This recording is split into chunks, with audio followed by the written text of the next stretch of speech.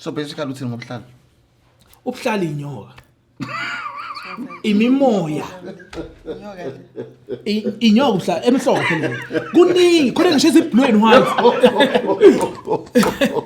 Athi uchazela. Please do. Okay. Athi uchazela akuliyo what does it? I just wanna listen. Okay. Dating a client as ugobela or dating a twasa. Is it allowed? Is it the right thing? Why it's happening? If umuntu ozoba uyisangoma noma inyanga gezi ikhwama qala focusa ekugezeni amathongo uwahlambulule usula amacala udlule enhlambulukweni ngoba if ungakwenzi lokho bazovuka laba yabavuka ngale yamqondo noma nale yankohliso ababeyenza kudala ukukhohlakala nobuthakatha ababebenza bavukele kuwena then besiyaphazamisa kodwa idlozi lakho moyihambile indlela akumele egcineni wena utholakale usuphuma kumthetho obekiwe la so yonke into futhi ilele kakhulu kwabantu abalaphayo ogobela ukukhulisa amathwasa Bese ukuthi calling ubizo izinto ezazenza umkhulu wakho obizwe lezona ukuthi kahle ikhwama seyidluliswa izinto zayidluliswa into yaseyidalweni ayisahlangene nento ezaphezulu understand into yaseyidalweni okay uzoqhubeka nomsebenzi owenza ogogo wakho uzoqhubeka nomsebenzi owenza umkhulu wakho yabo iyona calling la usuku ubiziwe la uthi cha wena awuthatha lento yabo ukubo wena hayi phela isithwala yabo understand so iyona calling subizwe kanjalo but lokho ukuthi uchosen naba bakini abayiceleli uNkulunkulu asuke decide le benomphathi omndeni lo oxhumana noNkulunkulu direct. You know, I always say to people, when people get to understand that we don't pray to the same God, that is when we will start to see our things make sense. Because I always say, if we are praying to one God, why does he prosper others and leave others suffering? If we are praying to one God, why does he answer the prayers of others and doesn't answer the prayers of others? I wanted to say praise God, but now I'm scared.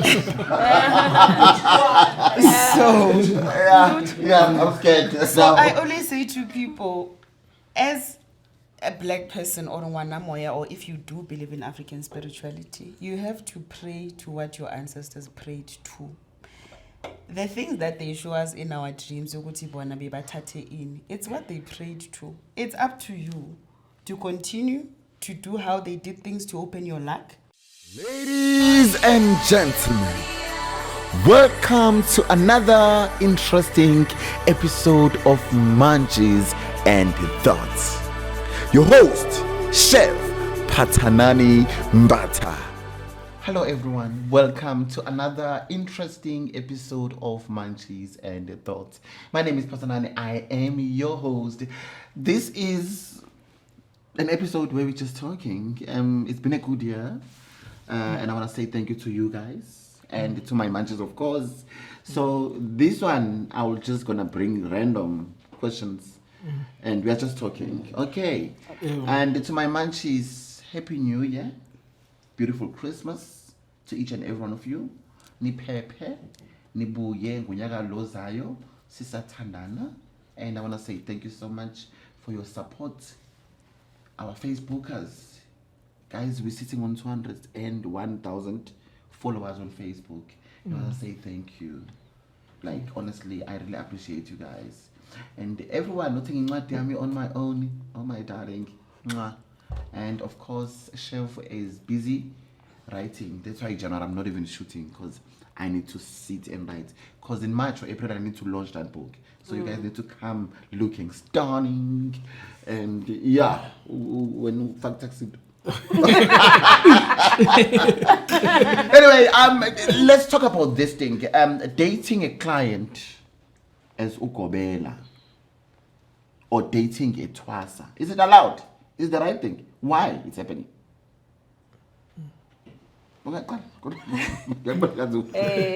Ngithanda ukubingelela ababukeli nabonke abantu abaneziphiwo ngoba into esebukhosini kahle kahle lesikhuluma ngayo eyenzakalayo ebukhosini kodwa engayona into ekuthiwa kumele yenzeke mina angihambisani nayo, angiyithandi. Njengomuntu ohambile indlela, kunamadlozi aphila emthethweni, kunamadlozi athi meyivuka ngafuna ukuzokona, asuke efuna ukulungisa amacala. Akwazi ukuthi wena usuthwasile but at the same time usafuna futhi ukuqhubeka wenza amacala. Awukwazi ukuthi uthi makungena isigulo ubona intombi nobona indoda. Ngoba loya muntu usuke kube eyoshisa impepho wathi ngiyohlola noma ngiyobheka ngesipho sami enginikezwa sona njengamanje just to get more information ngento efikayo. So lo muntu masefika lapha wena usubona umuntu ongamsebenzisa noma umuntu ongadlala ngaye ngoba kwesinye isikhathi ukukhala awaneliswa into idlozi elikunikeza yona. Awunakho ukubekezela ukulinda owabelwe kona ngoba kunezinto idlozi eliza nayo kuwena.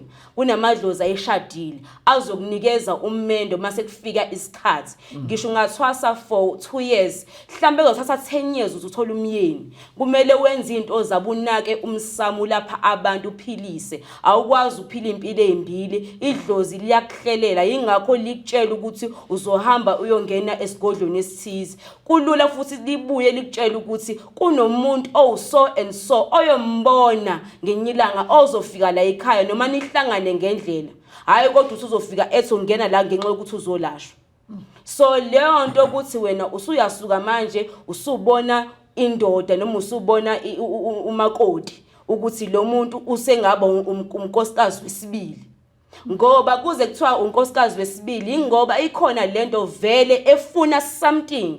Ikhona wena into ekusebenzisayo enyusa impene kumuntu osuke enza izinto ngoba kukhona izinto ezenziwa emfihlakalweni ezifuna amandla abanye abantu.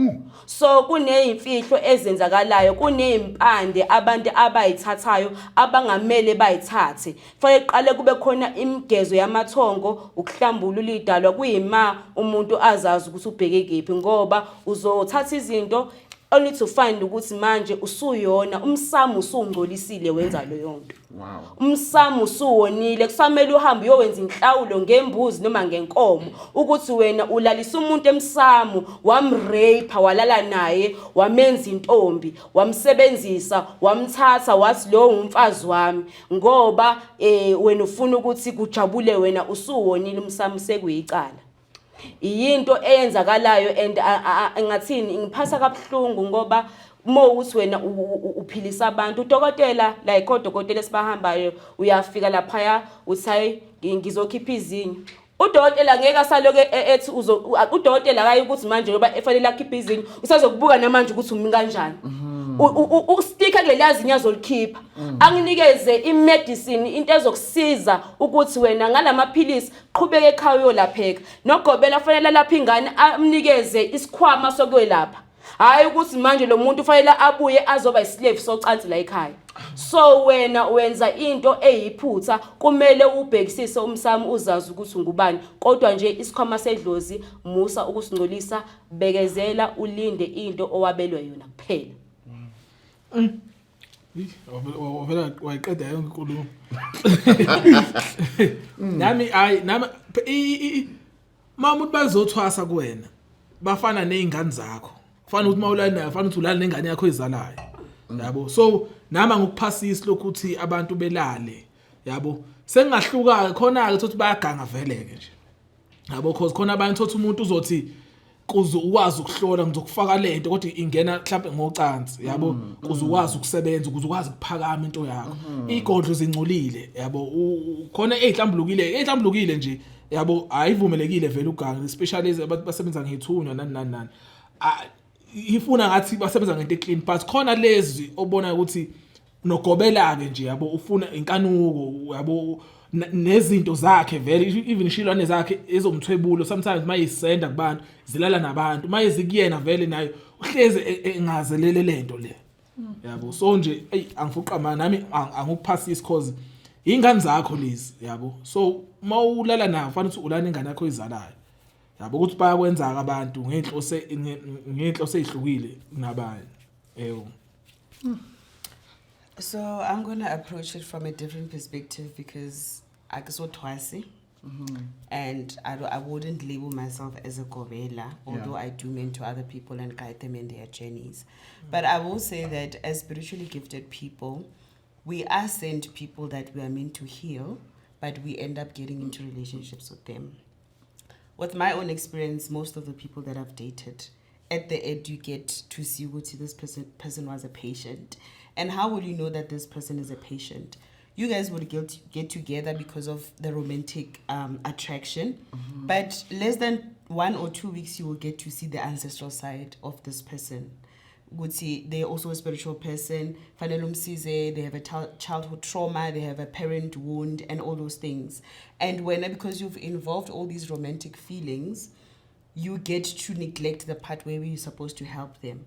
Kanti spiritually, while they're still getting it on with you, they are healing all these things, they're getting all these benefits, this healing. And once that time is done, trust me, they will leave. So it's also a lesson to us healers or people that are sent patients, but we turn them into romantic partners. It reminds us of the wounds that we should heal ourselves. If you keep on getting the same routine of partners, the same kind, it shows you as the healer as well that there's a certain cycle that you're supposed to break. And there's a point where you as a healer also get to a point where you would say, I'm tired. I feel like I've healed this wound or whatever my guides were teaching me, and I'm ready to elevate to the next step. So that's the approach that I've seen it from. Yeah. Yabona enye into uphathanani engixolisa No, sorry, It's no. not me. I have no line here No, now. we can. yabo uphathanani abantu ba hungry for power. Understand? Abo ba hungry for power, abantu ba power bafuna ukuya kwenye level ngalento abasebenza, bafuna ukubaceba into eningi. Sometimes ekhohlisa abantu baneziphiwo ngaphandle, especially abantu besifazane, baneziphiwo ejulile. Understand? So cause ibona bazala amakhosi. Yabo lento le. Bajulile ukuthi phela thotha abanye abazazi ukuthi into yakhe but bona bakwazi yabo inephiwo ejule kakhulu. So sometimes nedlozi lakho isidalwa sakho masikade sigangile siyakhomba lona lelo thwasa lelo. Sikhombe zona isinangu lokhuzana. Sona masigangile vele. Kanti sifuna mhlawumbe leyo ntombazana ihamba neprotection, uzoba protected la. Abanye thothi ufuna mhlawumbe ukuthi mayilala nayo egcineni igcina izala isilwane, lesilwane uzosebenza ngazo ukuthi ekhande izinto. Mhlawumbe umuntu mayifuna ibusiness yabo into kanjalo. Yabo kuningi ukuganga ekulaleni ngabantu. Not sometimes ukuthi usuke ekhalela, sometimes usuke ebona igolide kwena wena mhlawumbe awukaliboni. Yabo so bese ekubamba ngendlela ekubamba ngayo bese kuloko khona nje thothi ugcine edliswa ngisho ugobele ekuthwaseni. Yabo elale nayo cause ufuna into ethisi, cause amantombazane angifuni uqamanga anamandla too much. Yabo ukuthi sometimes abazazi but ibanepha bayakwazi ukushintsha into yenzeke. Yabo especially futhi ngisho ukuthi umuntu athi inkalekisa uthandana naye fanele umcele ngisho ekukhulekele cause yena umthandazo wakhe ngathi angazi uNkulunkulu ngathi ubuye bazwele kanjani, akufani nathi. Yabo so bona banalezi zinto ezijule kakhulu, bazala amakhosi labantu. Yabo bazala also ma business. Yabo so yikho sometimes sothi umuntu as much as ubaba isidala sakhe kubaba zilethe direction, zilethe discipline direction, but sakhe mama kuningi esibe sikwenza. So kubalekile kakhulu as much as ufana ubalance but kubalekile yabo cause ine protection. So abesifazane yikho begcwala kakhulu ekuthwaseni, especially abantu abagangayo. Yabo cause uyothothi kugcwala abantu abazala amakhosi la. Wow. Yabo. Engaqhubeka nje ngikede ukuthi if umuntu ozoba uyisangoma noma inyanga geza ikhwama qala, focusa ekugezeni amathongo, uwahlambulule usula amacala udlule enhlambulukweni. Ngoba if ungakwenzi lokho bazovuka laba yabavuka ngale yamqondo noma nale yankohliso ababeyenza kudala, ukukhohlakala nobuthakathi ababebenza bavukele kuwena, then besiyaphazamisa. Kodwa idlozi lakho moyihambile indlela akumele egcineni wena utholakale usuphuma kumthetho obekiwe la. So yonke into futhi ilele kakhulu kwabantu abalaphayo ogobela ukukhulisa amathwasa. ngoba bamele bazi ukuthi ekuthwaseni yiziphi izinto ezivelayo ngoba lenkathi udla le yankamba ikuvezela ukuthi umkhulu wakho ube umuntu onjani ekuphileni kwakhe. Yiziphi izinto akade ezenza isikhoma sakhe sinani lapha sinenyoka sinemkhovu sinamabutho sinani. So lezo zinto lezo sazoqhubeka uyisebenzisa noma kuziyalahlwa uyabo. So fanele manje ube umuntu ogezekayo bese into yakhe iyakhanya. But into engiyibonayo abantu abafikayo uthola umuntu uyafika uzohlola lese umuntu wesilisa nomuntu wesifazane. Umuntu wesifazane osingile uzothi mengena lapha ngoba naye vele ugena nenkinga uyashasha ukulutheka ngoba vele nawe uzobona indoda lapha usane sinyama esikuyena naloku lulu ukuthi amthwebule ngoba vele ungcolile angeke akwazi ukubona ukuthi lento i-wrong noma i-right yini. So kubalekile ukuthi even mathi uyahamba uye endaweni ethize ekulist ibike edlozini lapho kusingiye endaweni ethize ngiyongena esigodleni ngiyolashwa ngenani nami ukuze uma ufika lapha ukwazi ukushesha ukubona into e-wrong uphuma uhambe mekuthi lo muntu u-wrong.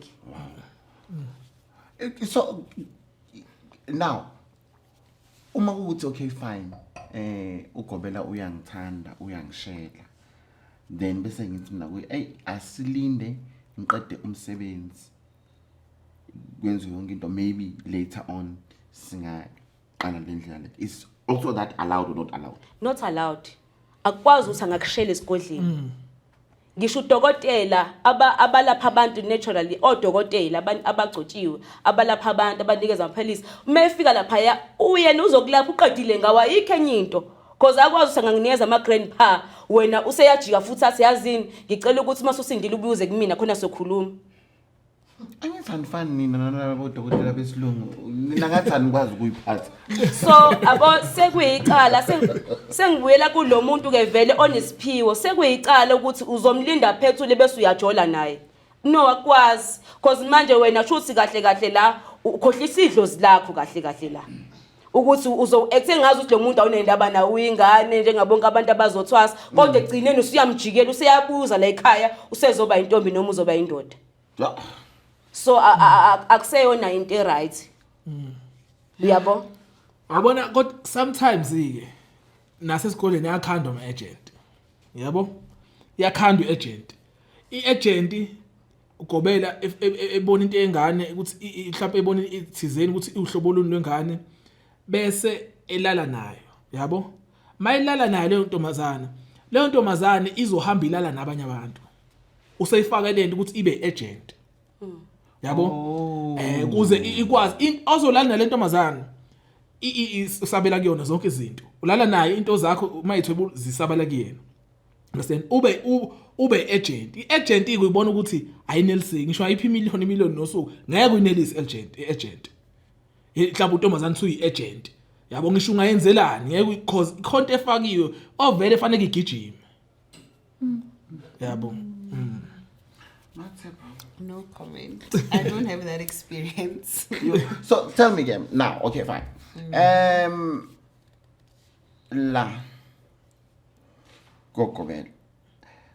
But love, we all know that love is natural.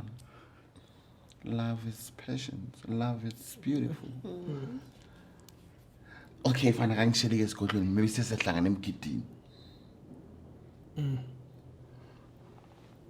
Imake kume ukuthi ubengalona ithwasa lakho. Okay. Yes. Okay. If let's say mina ngiyasuka ngiyakambatha.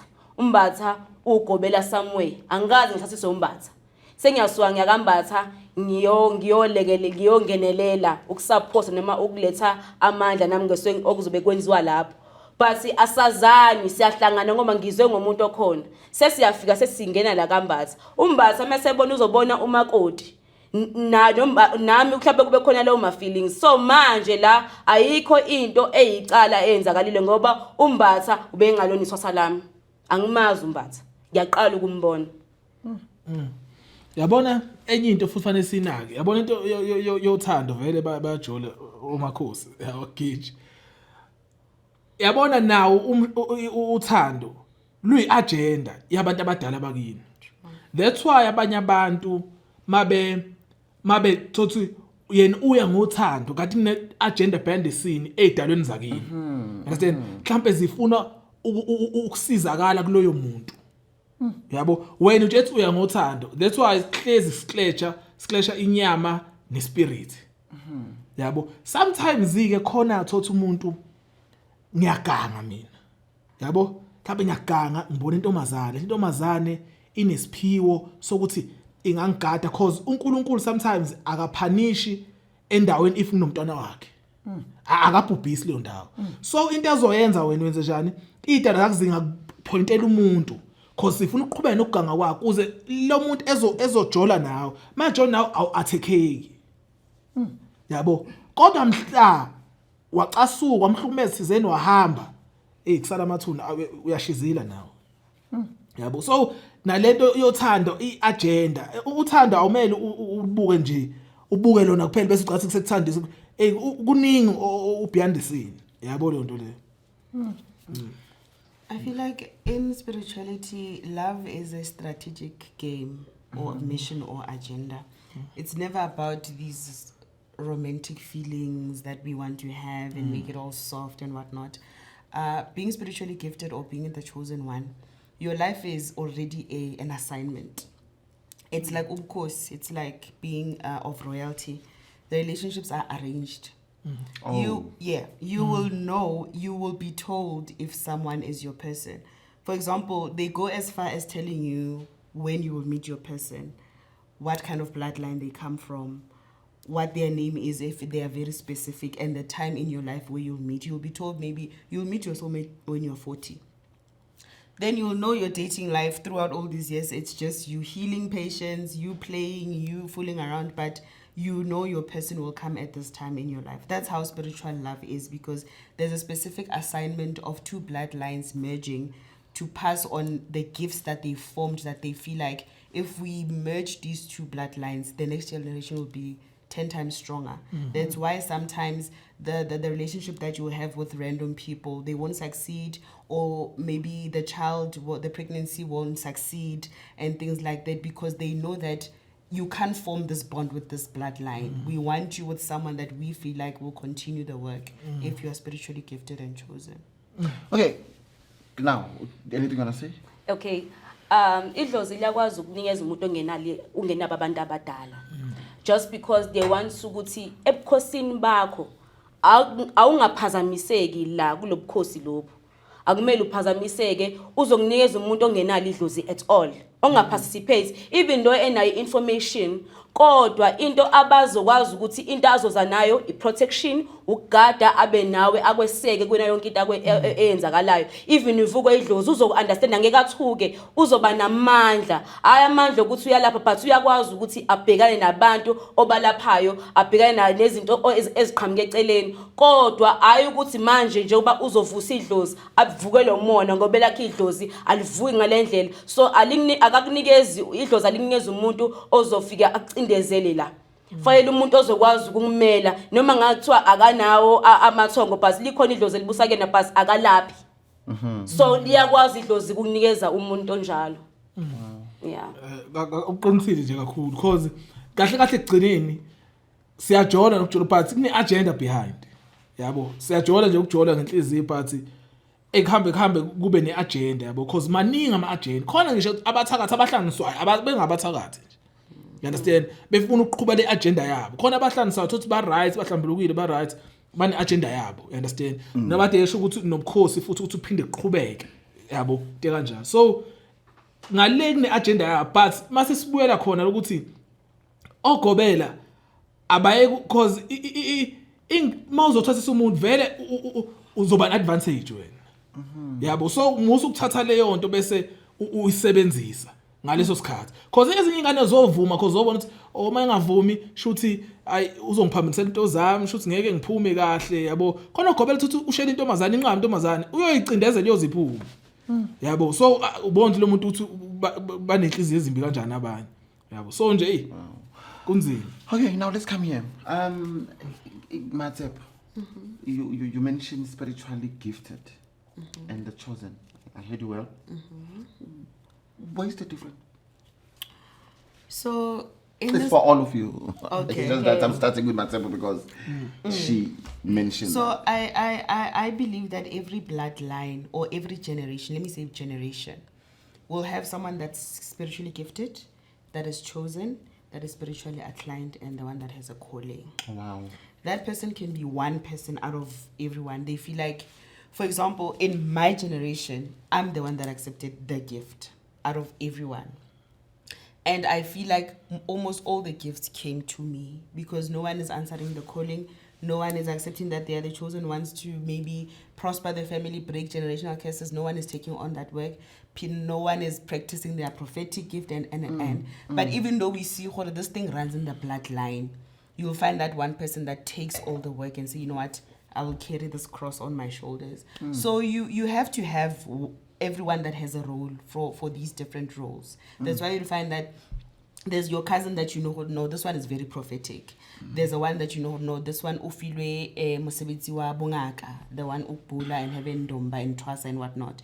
Then you have a one that you know, no, this uncle is the one that comes with prosperity, like he's the one that helps the family succeed and breaks generational curses and whatnot. So everyone is assigned different roles in the generation. But with our generation, it then falls onto one person because of all these stigmas that we have. Bongaka is all bad, Gibu, it's demonic and whatnot. And then you find, okay, because Matsepo has decided to take this work, let us just give her all these gifts that are there. But it's different things: to be chosen, to be gifted, to be called, and to be inclined. Ngichaze nje kakhulu if idlozi lifika ngezipho ezahlukahlukene. Kunedlozi ezofika ngegift, kuzoba khona into okude okwazi ukuyenza. Most of the time abantu abadala abanjalo baqhamba ngomsebenzi wezandla. Khona ukuthi ukwenza izinto like ukudweba, ukukhanda ngobuhlali, ukwenza yonke into ngezandla. So noma imfundo, ubuhlakaniphi, yonke into kuyigift.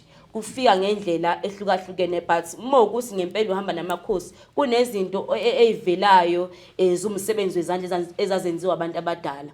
And i-calling kusuke kuwubizo ozolahamba isikhathi eside, kunendlela ongeke uzwijahe, kunombuleleka kwemfihlo, because into ethi iyakubiza shuthi wena usuke usawumuntu ohlwile ungakazi lutho. So njengoba ubizwa uyacelwa emndenini, it's a calling from emndenini ukuthi wena sizokucela ukuthi uhambe endleleni yethu ulungise lapha nalapha nalapha ya, sithemba wena. Angithi wena ungumuntu okhethekile. Idlozi limthanda umuntu onenhliziyo embi, lifuna umuntu omnene, lifuna umuntu ongayena uvanzi. So bayazi ukuthi wena uma kuthiwa bayakuthuma uzolalela. So umuntu onenhlonipho omnene eyinganelelayo ekwazi ukubona uright no wrong. So kunabantu abavele umuntu menzika into bese bhuwa ngolaka. Wena akulula ukuthi usheshe ubheke ngolaka. Idlozi likhethe for the reason. Ngisho idlozi linganginikeza umuthi, angeke wena ujike usuthakase ngoba vela unayo inhliziyo embi. Ugogo wakho mhlawumbe nginyanga wenza okubi noma umkhulu wenza okubi, but angeke usaqhubeka, bafuna ukuhlambululeka kuze balale ngokuthula.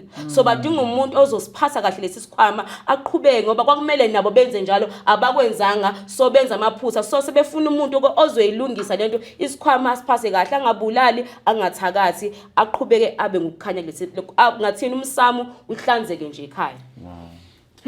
Yajuli topic manje. Hey, esejuliwe manje. Okay, nami i-calling no chosen one. Yaba uma kuthiwa uchosen, you understand? Kusuke kusuka umoya wasezulwini ongaziwa la ekhaya. Uzohlala kumuntu. Mhlawumbe sekonakela isikhathi eside konakala la ekhaya. So kusekuzoguqula lezi zinto ibuyisele kahle kahle usuke ukuba bakhaya kodwa nespirit esingasuki la ekhaya. Esolungisa zonke lezi zinto. Sometimes for example, abanye siyafika mhlawumbe singamasha u3, you understand? Sifike ngasho libomvu, sifike ngasho elimhlophe white, lifike ngasho elimnyama. Mhlawumbe lawo mahashi lawo azofika nawe isona spirits leso esengibathe wena ukhethi ukuthi hamba olanda abantu bakini basemanzini, baseyintabeni, bafela kephi, abanye baxoshwa baqalekiswe emakhaya, yonke abekho kulomndeni lo wasekhaya ngqo. So lamahasha ayakwazi ukukusiza ukuthi ekuthathe ebuyise sonke ibandla lakho lizobuyisa ekhaya.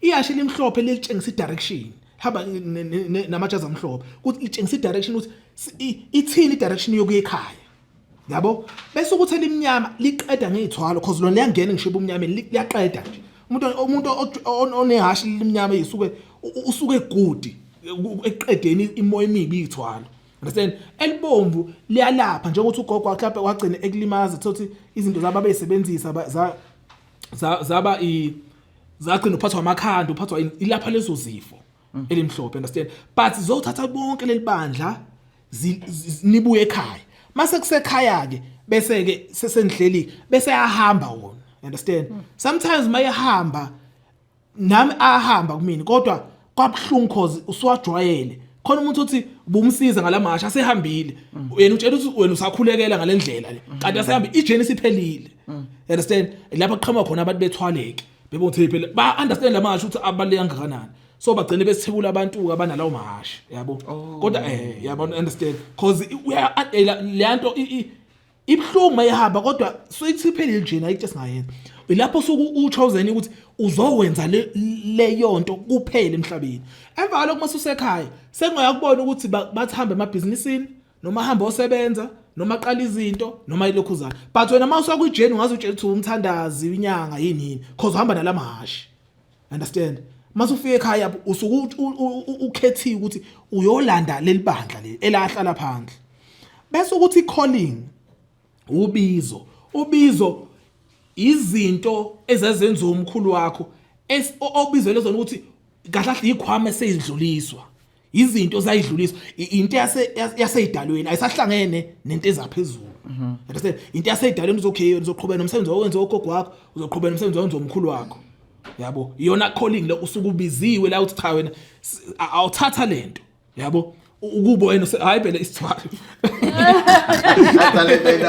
yabo understand so iyona calling sobizwe kanjalo but lokho ukuthi uchosen naba bakini abayiceleli uNkulunkulu osuke decide le benomphathi omndeni lo oxhumana noNkulunkulu direct lo othi umthetho la ekhaya uthi kuze manje ngawulandeli ibusisa zibi khona understand so bexhumane bona noNkulunkulu thizeni base balokhuzana badedela leyo ngilosi lawo mahashi la ukuthi yokulala kuhluke nokuhlukana wow do you want to add something before I proceed ngingasho ukuthi idlozi lifika nezinto eziningi kumele ukuthi siz understand ukhamba endleleni indlela ende eksamela ukuthi umuntu azazi yabona akekho umuntu ozokutshela ngedlozi lakho lonke ilona ezokutshela yonke into ukuthi wena ungubani omunye angakutshela because uyakwazi ukuhlola kodwa imfihlo wena oyaziyo uyazi ukuthi likuphi idlozi lakho uyazi ukuthi bafunani uyazi ukuthi yini namhlanje abasisebenza ngayo uyalapha uyaphilisa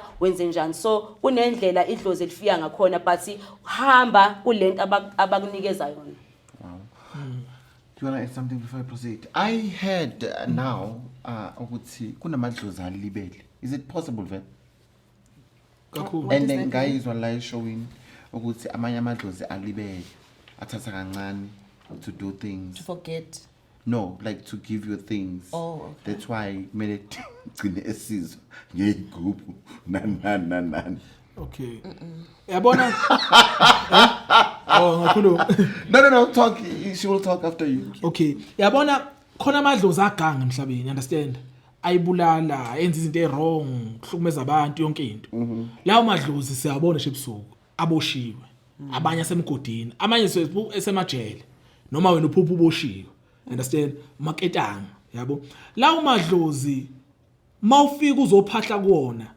angeke kwenzele lutho kunalokho aboshiwe ngeke ucele isiboshwe imoto understand ngeke ucele isiboshwe inhlanhla uboshiwe lo muntu lo kunalokho uzokunika usizi nenhlupheko so into abayenzayo ukuthi hamba usebenzisa lezi zinto ade beyisebenzisa ungaqhubeka nazo but thina yikho into esingayenza yikho beze bethi abantu ngathi balokho alibele ngoba vele wona mozosebenzisa wona ayikho into ongayenza ngawo yikho beze bethi ngathi adile kahle idalo masivulelekile sihlambulukile siyashesha siyazenza izinto efuna ukuzenza but masiboshiwe semgodini ayikho nanto esingayenza nalokho uzitshela ukuthi sokutshengisa ukuthi nase sisemza kanje qhubeka nalezi igroup noma lezi zilwane lezi ayikho abanye beze bethi once wathatha lento usuhlukene nedalo zakho yabo because abantu abaningi futhi ilento engihlezi ngisho ukuthi mina uboyigada into yabo ukuphahla yabo noma kodwa ngiyarelate No, nalesibili speak. ukuphahla kuhle kumbi ukuthi bangizwa kabiqala bangatheka Nkosi yabo ukuphahla kuhle kubi ngeke uphahle uthi uyaphahla ubantu bakho basebumnyameni babushiwe. You understand? La bantu bokulethela usisi abaningi ngithi mina khipha abantu bakho mase ungaphahla sebehlambulukile sebe right sungakhuluma nabo ngendlela yakho ukuphahla ukukhuluma nezidalwa ukukhulekela izidalwa uyicelele uNkulunkulu ukuthi zilekeleleke umehluki lokho. Understand? Futhi ezinye izinto ukuphahla kuyi dangerous impepho amakhandlela yini athi uchaze ukuthi why dangerous izinto ziyabhilwa nenizokubhilwa Yini ukubhila? ukusebenza into njengoba usetshenzwa impepho. Okay. Understand?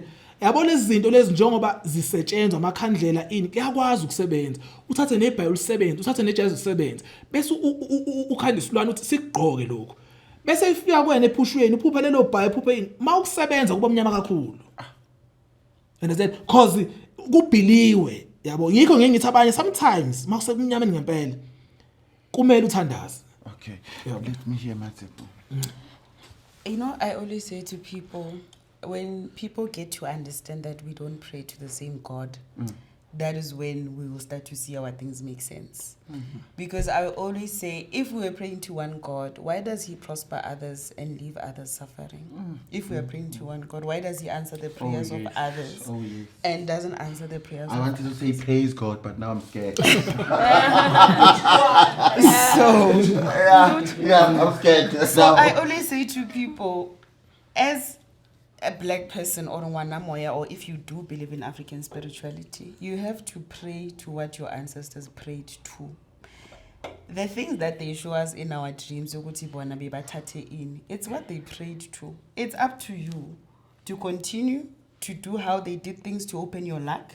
Because others took things, itwalo or any spirits that ba protector mozika. Your grandmother used to pray to this water spirit that she used to pray to at 12 midnight, and that's something that she used. She prayed to for you to still be here, or her prayers are still protecting you. Hence, other people will always be in darkness because they are serving ancestors that were serving their darkness. So it's all about what your people took back then, what they accepted. Oh, makes sense. Yes. Makes sense. Hence, I always say to people with the ancestral attires that we were given, it's a lesson that I was taught spiritually. Your attire will show you where your ancestors used to pray. The color tells you where. The sign at the back will tell you what they prayed to.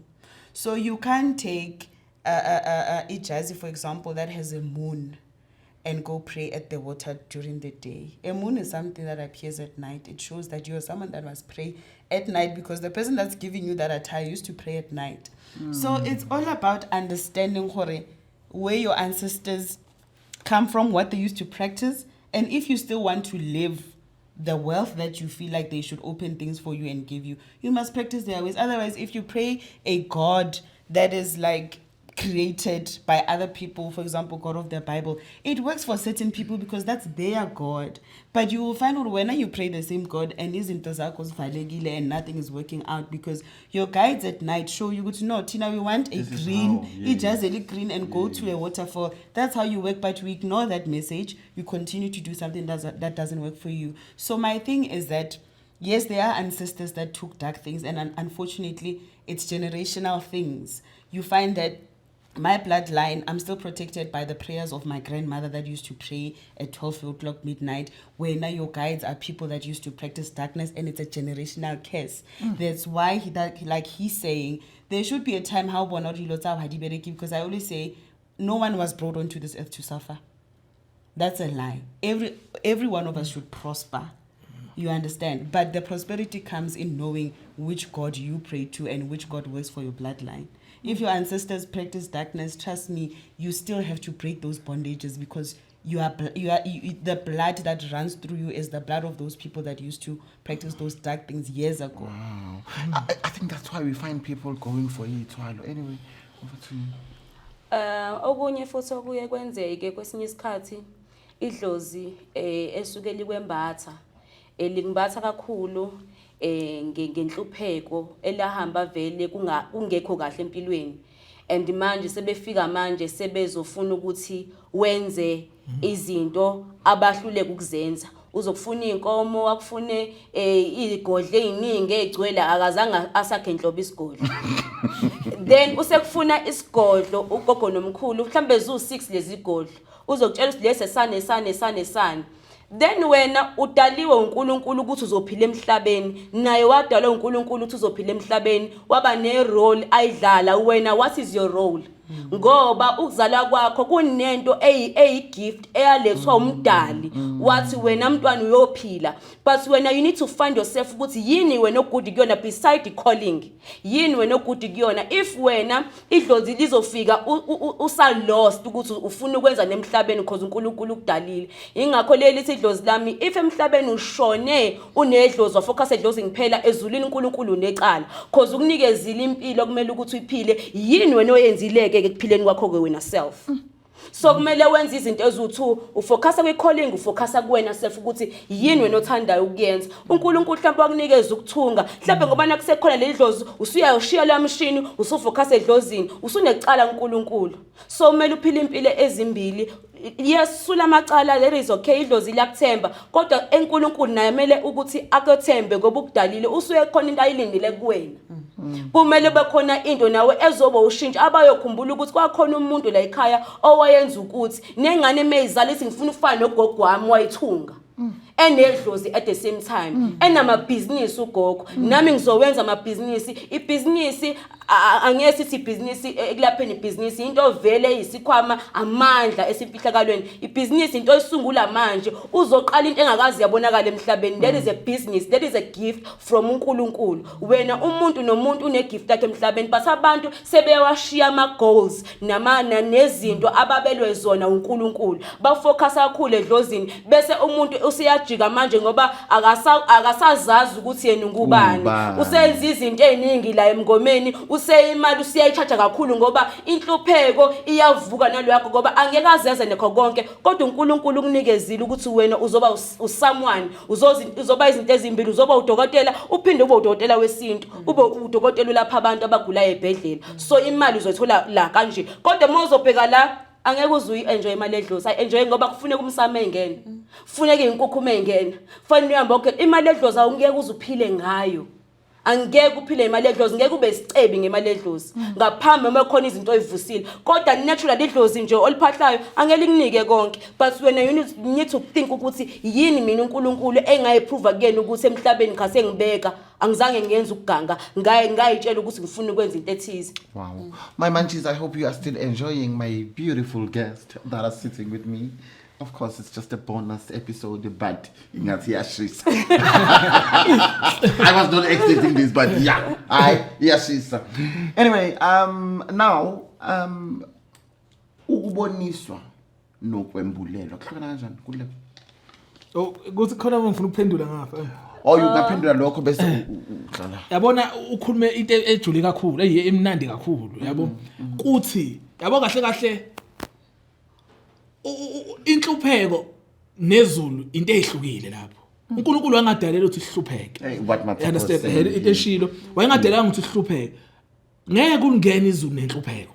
Into ehluphekayo ukuthi uhlubeke awuyenzi. Kahle ungene kwezulu ukuthi wenza into oyidalela uyenze uzophila ngaleyo nto. Understand? Ungene ezulwini. Akekho lento ukuthi fanele ngize ngihlupheke ukuze tshengise ukuthi ngene ezulwini. Angeke ungene izulu hlupheke. Yabo. So ilento into engifuna ukuyisho nje ukuthi yabo ngiyavumelana kade bezisho ukuthi kumele usebenze ngoba umuntu kumele wenze something owaphiwa yona uyenze. Yabo. Ukuboniswa versus ukwembulelwa kuhlukene or akuhlukene abantu kuyafana? Ukuboniswa nokubulela. Ukuboniswa uyaboniswa ukuthi okay, athi inkaleki izinto example nje. Ukuboniswa uyabonisa ukuthi okay la uzohlaba athi inkaleki uzoginqa nemoto. Uyabonisa ukuthi lo muntu unhloboni lo muntu, yabo? Ukanjani. But ungibulelwa ukutshelwa izinto eziyimfihlakalo. Ayisahlangene nokubonisa ukuthi mhlawumbe ukuthi ngabantu. Sekuhlangene ngisho ukuthi umbulela into ethi ukuze sikwazi ukubonisa sisebenze njengokhokho besho sisebenze. Fanele siqale kumbulelwe. before sikwazi ukubonisa ngeke ukwazi ukubonisa ungambulelwanga ubonani nge definition yami. Okay, so I think Hobontiwa is a vision.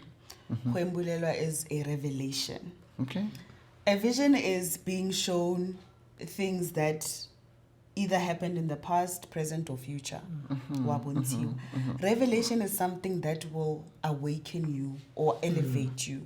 After a revelation, you'll never be the same person.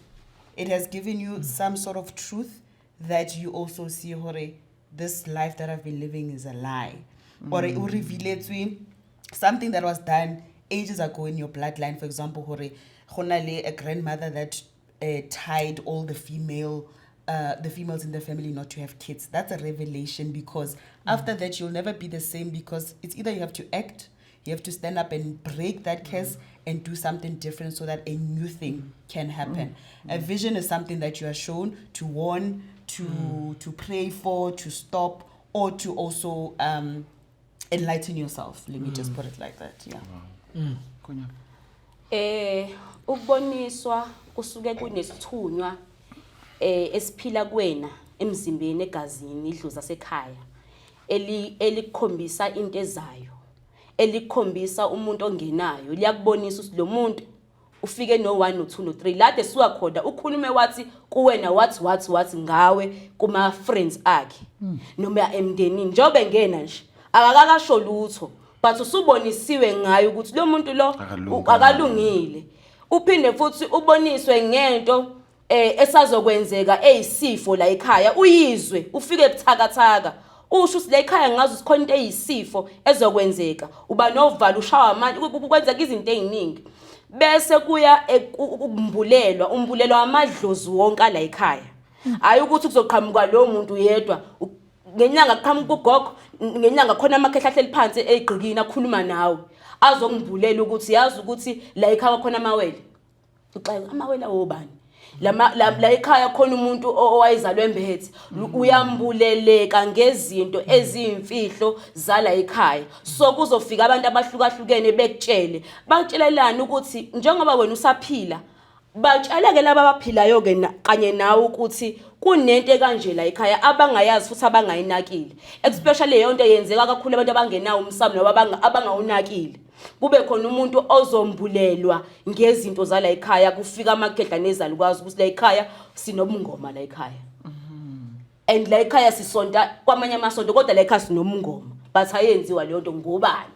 So wena masuvuka angithi umbuleliwe ngaleli ekhaya, usuyavuka wena ingane umncane mhlawumbe na 16 years, uzobatshela bangakholelwa, but bazobona according to izinto ezizojika bengakholelwa, izinto eziqhubeka zibe mzimba baze bambuleleke ukuthi no lengane yayiqinisile.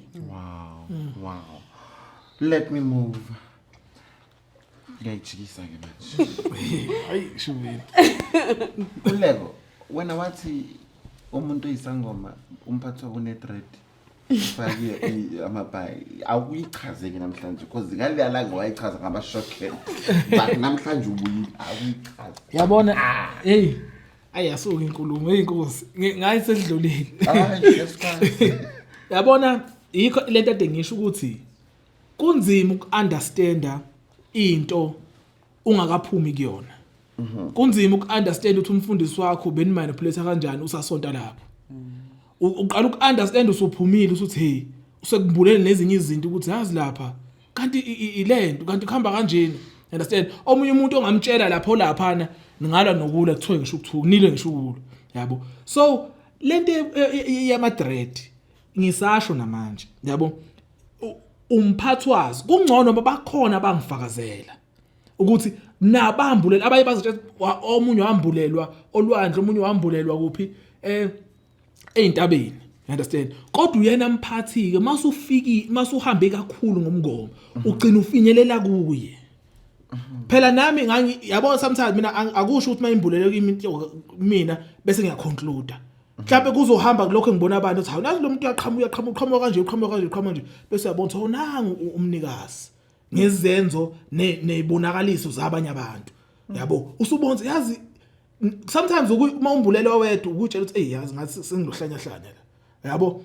But masubona abantu banako ukufika lo muntu mayifika futhi abaye bafika ebhema ugwayi ukudonsa imoya emibi lapho you understand obebhema lokwayo udonsa imoya emibi ukutshela ukudonsa imoya emibi yabo lonto le kumnyama kubanye uround abanye kumnyama you understand abanye bathi uyena umuntu othothi utshela nanga umuntu ozokulela kuningi abantu abakuphuphayo yabo nhlanhla bangifakazela lapha nase ngeke vele sinibulelwe yonke into mawusakuyona so lo mphathi lona uthi kimi omunye uvela ebhema ugwayi hayi ukuthi uvela komunye umuntu wavela kanjalo wavela kanjalo ngase ngianalyze lonke ngabona oh shothi lo muntu operate kanje uthi usuke edonsa imoya emibi ukubhema kwekudonsa imoya emibi you understand Okay. you understand so yikho abantu ukuthi umuntu uzophupha ebhema evuka edizi noma uba dizi khona ephushweni yabo kuningi okubhema kodwa sengaanalyze nangephupho ukuthi operate kanjani understand yabo isanduza sisi hayi zona ebhema impela akudlala nengane zingomeni zibhema impela ke akudlala nengane kodwa akuliyo All right. Asiye ku-dread. I-dread ngemfundiso yami nokwembuleleke emngomeni ukuthi kahle kahle ongamele isikhathi inywele. Ayikho into yakuthiwa kumele zinqunyiwe zomuntu. Inywele zingamandla. Uyakwazi ukudonsa ingakho kwesinye isikhathi even umuntu oseceleni kwakho osebenzisa ukungcola ikhanda lakho liyakutshela ukuthi lo muntu uhamba nomuphi umoya lihlangane udonsa i-energy yakhe ihlalela ikhanda lakho ubone ukuthi lo muntu usenzisa imithi emibi noma uhamba nesilwane uyabo noma egcekeni uthi mawungena inyozi zakho ziyakusiza so mawugunda uzokhonisa kanjani nomhlaba uzokhonisa kanjani nabantu ucheck ukuthi lo muntu wrong noma right yini so inywele futhi ziyakwazi ukuthi zigcine amandla akho in terms ukuthi sikunempande sisebenzisayo so kubalekile ukuthi ubuhlahlala ugeze inywele zakho uvuselela amandla uyihlambulula because sihamba konke indawo and also symbolize ukuthi wena ubelonga kuyiphi tribe because khona bafaka udaka olubova ngazibizwa ngani ilokhuzane angazi abathwasayo athi dumani rayigoli Itumani yes khona bafaka kanjalo thina abanye bafaka ubuhlalu obu red and white that symbolize ukuthi wena umbethwe igazi idlozi lakhe liphila enyameni uyabo uzobakhanyisa uzosula amacala which is red and white so mase usufake lobo buhlalu lobo akufani ama tribe awafani indlela nokukhwela kwethu akufani so bona basuke bazi ukuthi kumeleni nabo kuyini kumqhele wabo nathi umqhele wethu so inywele zakho kumele zibe crown it's a crown from ebukhosini nasemandleni alethwa abantu abadala bhekisa nokufundisa ukuthi lokho mase kwenze ukuthi uyozwa ngeenywele zakho so uyafunda even though idlozi lingeke lifeli ithi inywele ukuthi but uyazi ukuthi yazi ngihlezi ngidonsa into ethize but mase kufika umuntu ogobela ukuchazela ukuthi no umyeko umele into ethize la uyabo so kuyahluka nje ngedread ukuthi lisho ukuthini mase No comment. okay yabona ngiyamvumela kakhulu inwele ebalekile yabo kakhulu zadonsa yabona ezinye izinto noma se include umnyeko ezinye izinto if sikuzona ungazuyibone ngathi yabo izo operate kanje same thing applies nasebhlalweni you understand nganoma sayisakhuluma kancane ubuhlalo khuluma inkola yabo akuliwa njalo bakithi ukufunda nje yazi ubuhlalo okay kunabantu thothi umuntu ongamphathela ukudla ebusuku ufaka idliso mamnika lokudla ethatha edle kanti usedla idliso kunomuntu ongamnika ukudla ethe yabuka ebona ukudla mase sondela eduze sekunegcola kudodi shothi evele kuchithe phansi bahlula yini beshaya ngedlisa lodwa but kuhluke izinto omunye umuntu iposition kuyo khona sebumnyameni khona sekukhanyeni ebumnyameni ubona ngathi izinto ziyafana ekhanyeni lapho mbuleleka khona you understand yabo ilapho mbuleka khona ekhanyeni into engizama ukuthi khona abantu kubuhlalo abaphupha ubuhlalo bephuphe nje bethi ayifane ngokuthenga noma qhamuke nesalikazi ngithenga khona abaphupha ubuhlalo ushintshe kube inyoka red and white ziningi inyoka ezikhona ngokamoya ilabo imimoya ekwazi ukevoke irritates yikho abantu abaningi beze bekuthatha bekufaka ngisho egujini ubuhlalo understand so understanda ke lo leso sigubhu sofika kusasa usushonile sesifika sesiyisilwane base sesumkhulu wakho esebenzisa sesifaka ubuhlalo understand so ezinye izinto kunzima sometimes lama debates kanje cause sometimes kuya ngeposition yakho ukuthi yipi position yabo le nto leyo So basically uthini ngobuhlalo? ubuhlali inyoka imimoya inyoka ubuhlali emhlophe leyo kuningi khona ngisho blue and white athi uchazela Please do. okay athi uchazela akuliyi what does it I just wanna listen. okay athi uchazela Yeah. athi uchazela athi uchazela Okay. hayi yabona kuze kube ubuhlalo yabo khona ubuhlalo esinaphahlela kahle kahle kwakusukela kulento kanjalo ubuhlalo phela into akusini into yamanje ubuhlalo lo buhlalo esibugqokayo thina kodwa babezama emithetha lo yamoya babewuthathile ukuthi se yikho fanele suphahlele Nepidani inyoka. you understand hayi okunye lokho nendlela bahlonisa balwa ngendlela ehlukile but ngikhuluma ngobuhlalo bongifakazela futhi abambuleliwe you understand ukuthi abaye bembulele ukuthi ubuhlalo at the same time siyashintsha lento yabo kuningi yabo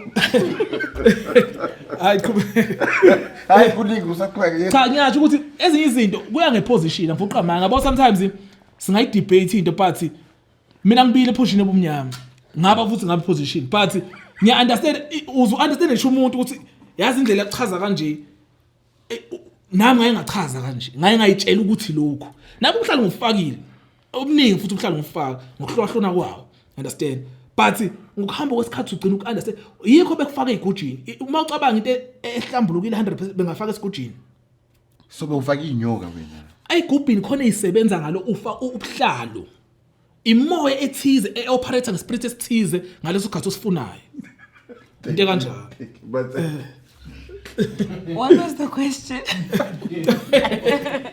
Bathini I'm looking at my snakes. yes, but What was the question? Sorry. what was the question? about the dread, right? idread Oh yes. usaqinile. Oh, you're talking. Oh no. Oh, it's regarding the Angoma. hair, Okay. I don't know. Fine. Do you want to say something? Okay. Ubuhlalo bathi inyoka. What? With anything that your ancestors reveal or say you must buy or make or do, it comes with a certain spirit. That one I agree with. You will know maybe your yellow cloth, it dawns at this type of spirit. You know, when you were shown this cloth, where were you? What did you see? Who you were with? And when you were given these beads, what you know, it's a which spirit. So I'm not going to say it's a snake. It's a certain spirit. When your spirit reveals a snake or a lion or a dragon, it will come with your gift. Why Parmesan? cha yazi into ebengifuna ukusho ukuthi ezinye izinto njengo ubuhlalo ukuthi nje ogogo bethu nomkhulu bethu abanamandla sokutshela iqiniso True. abanamandla khona lapha bayithatha khona lento abadonsa khona le yabo ukuthi abanamandla bona personally ngabe singamabillionaires cause nabo bese besho icela ukhuleke bakithi cela uwenze nje cela uyaku cause uyazeni ukuthi ilandwa aphi lento so ubona bayifanela nasi sisemhlabeni ukuthi lapha ufike ithathwe khona iyona le moya esigqokayo amabhayi yini iyona leso ekusymbolize ukuthi nayo ufuna ukufola kuleyo kingdom kunjalo Wow. Ngonya.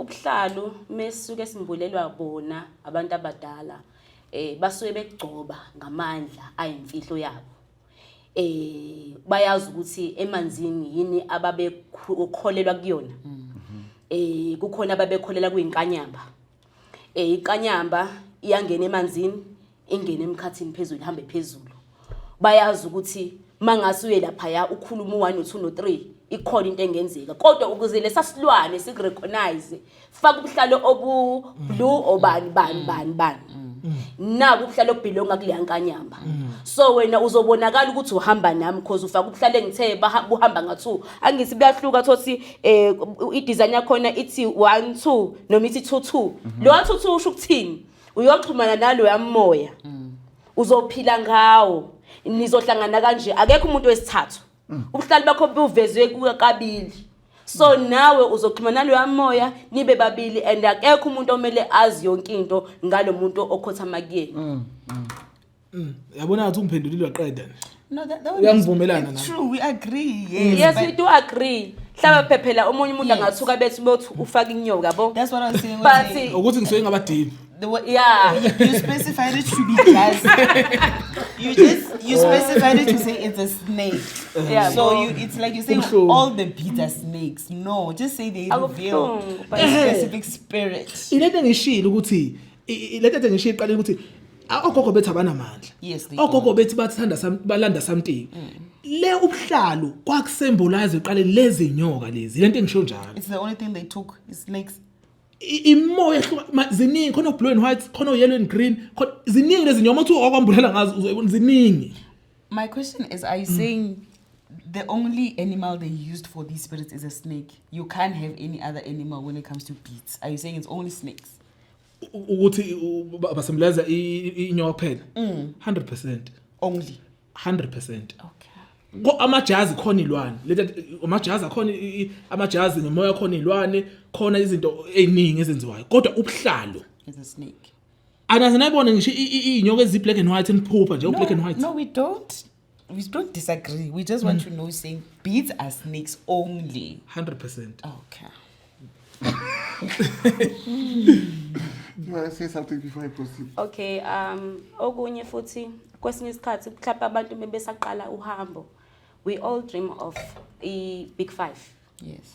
I Big 5 imele amandla amadlozi aqhamuka namandla ahlukahlukene. Abantu abaphilile emhlabeni abazi yonke into ngomhlaba. Bayazi nangemvelo ezinye izidla utshani, ezinye izidla inyama. Yabo? So lamadlozi lawa khona azofuna ukuthi usebenze, khona azofuna ukuthi udile umsebenzi. Angisisilwane khona esibulalayo. So fanele nawe uthi uma uhamba endleleni yakho wazi ukuthi imapha amadlozi owamkelayo. Kodwa lamadlozi azoqhamuka ukuphupha ubuhlalu obugreen and white. Uyimvelo leyo. Amakhosi lawo azoqhamuka kuwena akufunele obuhlalu lobo. Wena uzongena ukwazi ukusiphula impande uzokwazi ukwenza yonke le nto. Kakhulukazi inyanga. Even though bengafala kakhulu ubuhlalu but they have ubuhlalu bufaka like ama seashells. Kunelama seashells are specific for abantu abayizinyanga. So akufani ukuthi umuntu ugcotshelwe ini. Kodwa kunezilwane eziphilayo ezinamandla ukuthi ingakho mekuthiwa kukhandwa into kudingeka ibhubesi ngoba liyakwazi ukunqoba.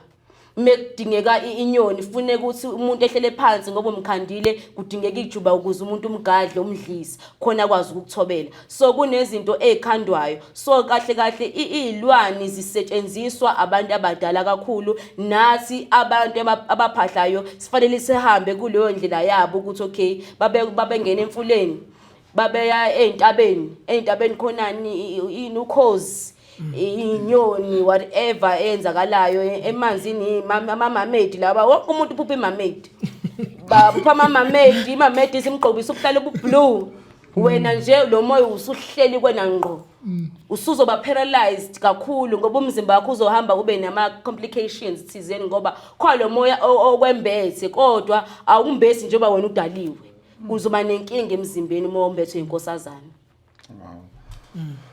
Oh, yes. Yes, I just wanted to say people should know that they have the right to not take these gifts. Okay. You can say I don't want it.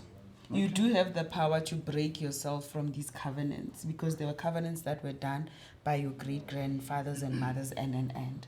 But you must also know, Hore, when you say you don't want it, there were certain benefits that you got because of accepting it.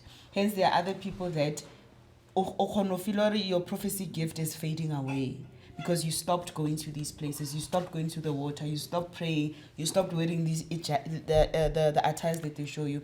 Then it moves away because it gets amplified or elevated as you practice. Like with anything in life, the more you practice, the more you become perfect, the more you grow. So it's up to you if you want to take it, but just know if you don't take it, there are also consequences. Just live with the consequences that you can handle. Okay, athi ngenze lento ibe nje simple. Ni understand ukuthi ngiyapi, yabo? Yabona kunezigubhu, yabo? Ezikhandwayo, yabo? Abo mawusa kwi department yesigubhu. usuku usayitshela ukuthi okay uhambe uyothwebula lo moya uyowenza lokhu usikhande lento ibe ibe sigubhu leyo nto wena bese ikwenzela into efunayo kahle usuku ugcine lapho ngeknowledge wena ukhandile yakhandeka yenza into eyifunayo yagcina lapho knowledge yakho because but masuphume egujini bazoku-understandisa even ngisho lo moya ukuthi uvuse khathi uvusa udlaphi kahle wena ngalokho utshethe udla i-Coca-Cola kanti lo moya uhambe uyothwebula lo muntu wenhlanhla mhlawumbe isigubhu senhlanhla yabo ihambe siyothwebula lo muntu wenhlanhla silala naye lo muntu wenhlanhla sizobuya sizoqinisa amandla la but wena ugcina ila masuphuma uzubu-understand ukuthi lesilwane besi-operator kanjani yabo lento le same thing applies into engisho ukuthi ezinye izinto kunzima ukuthi ungayithola kahle yabo usephakathi you understand yabo because ifana sesontweni ade ngisho ukuthi esontweni kunzima ukubona izinto ezenziwa abafundisi thothi usaphakathi yabo singaxabana futhi masitshethe umfundisi wakho kahle uthwele unganginya Sorry, the last point that I want to make is that the reason why when we start dreaming of our ancestral gifts or spiritual gifts, you will start by first seeing maybe a grandmother show you or vice versa. You will start by seeing maybe a snake, a mermaid, or a dragon, or a lion. Then later you see a certain grandmother or grandfather giving you an attire. It shows you all these things that we showed you in the beginning. This is the person that was using all these powers. These are the things that you must get in order for you to keep on using this power that we showed you that you have. Or it will be vice versa. You'll start seeing a grandmother praying at a waterfall or at a river wearing these things. Then later you start seeing a snake, a mermaid, a snake underwater. It just shows you, this is the spirit that comes with this person that you saw them giving you itusi, ipai, ipitani, and whatnot and whatnot. So it's not like what Unkule was saying, it's not their gifts, it's not theirs. They take them from somewhere. Okunye futhi ngicacisa kakhulu umuntu ophuphayo idlozi liveza ukuthi lona lingubani mhlawumbe inkanyamba ithuma ukuthi hambe wenza ukuthi ungasheshe ukugijima ukwenze. Wait for some time to get i-clarity ne-understanding ukuthi lo moya ngabe usazobuya yini ungifune lento.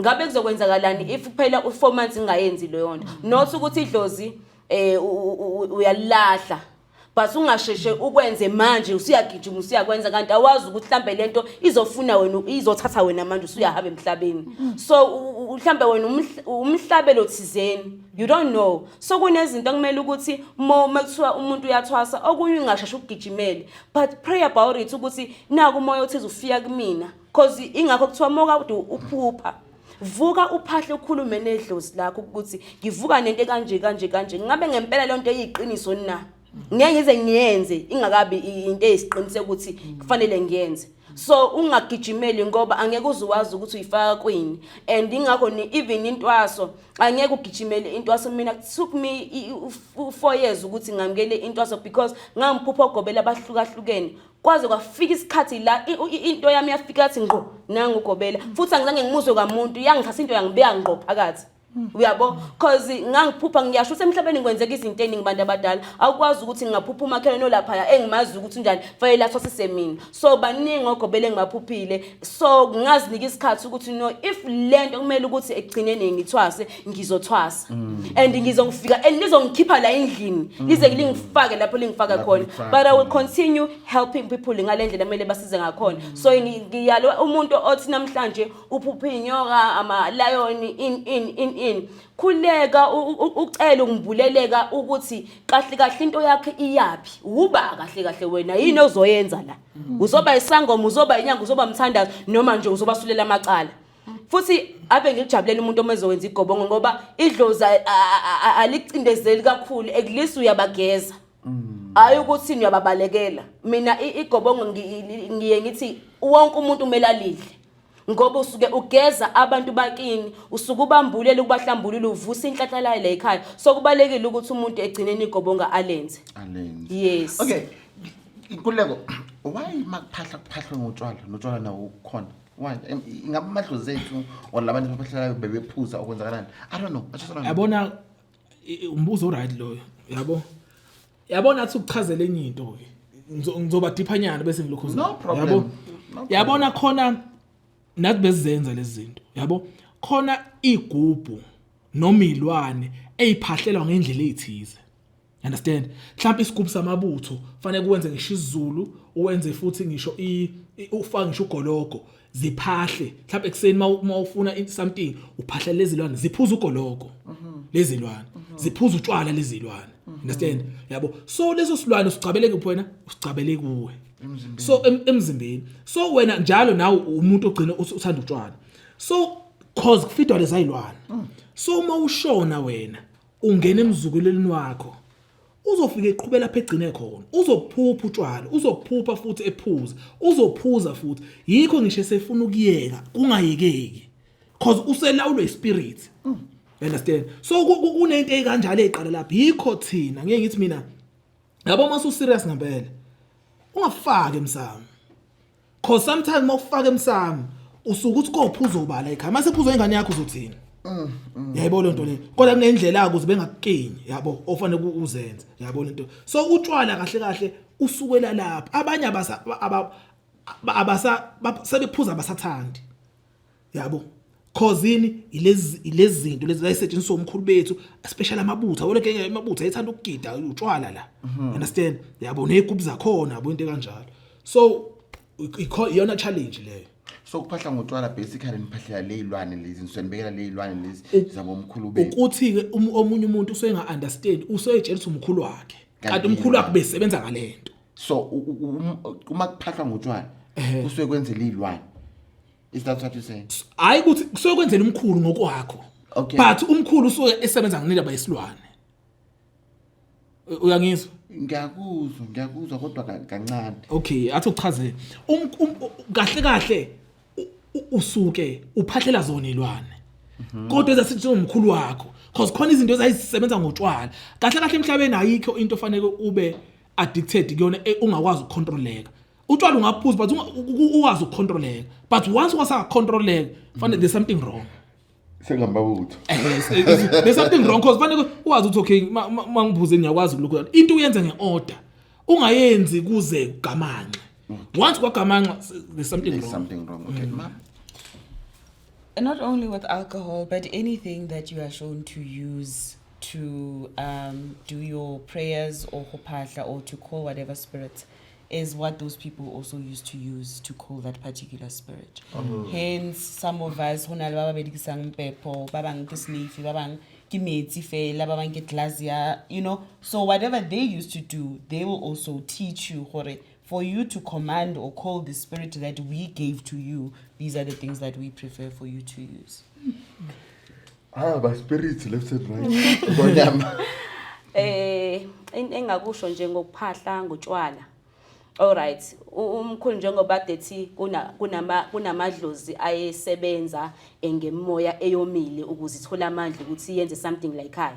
So ngenkathi umkhulu esevuka uvuka na angithi mewuthi umemeza amadlozi ala ekhaya ubiza bonke abaphila bezokwamukela isithebe because wenze something noma uyakhuluma. So ngenkathi wabiza namadlozi nalela liphuza vela ekhaya uzofika. Nalo moya mekusumkhulu wayenemoya izoza nayo.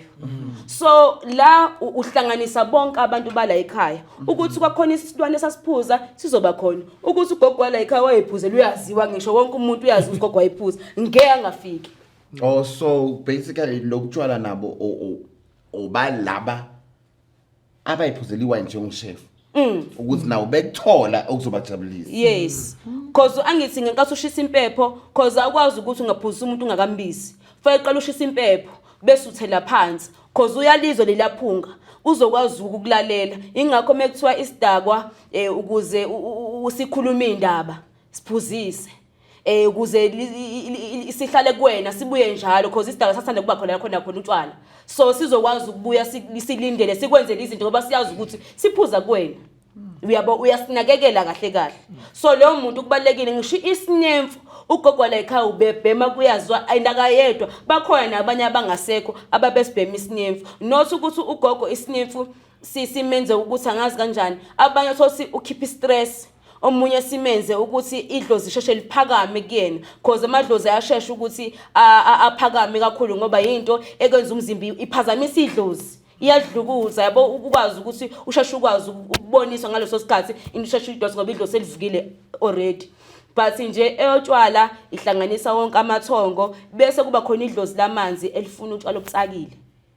Idlozi lamanzi kuyasho ukuthi into esemanzini iyayifuna yonke lento la ekuphileni yabantu bayabona ukuthi sekuphuzwani manje ngeke umnethele izulu idlozi lamanzi lutho lifuna leya champagne eqhumisayo ifuna leya savana leya oyiphuzayo why manje umlethele izulu ukukhona isavana ufuna ukuzwa leya savana yes idlozi lamanzi le angithi ihlala emanzini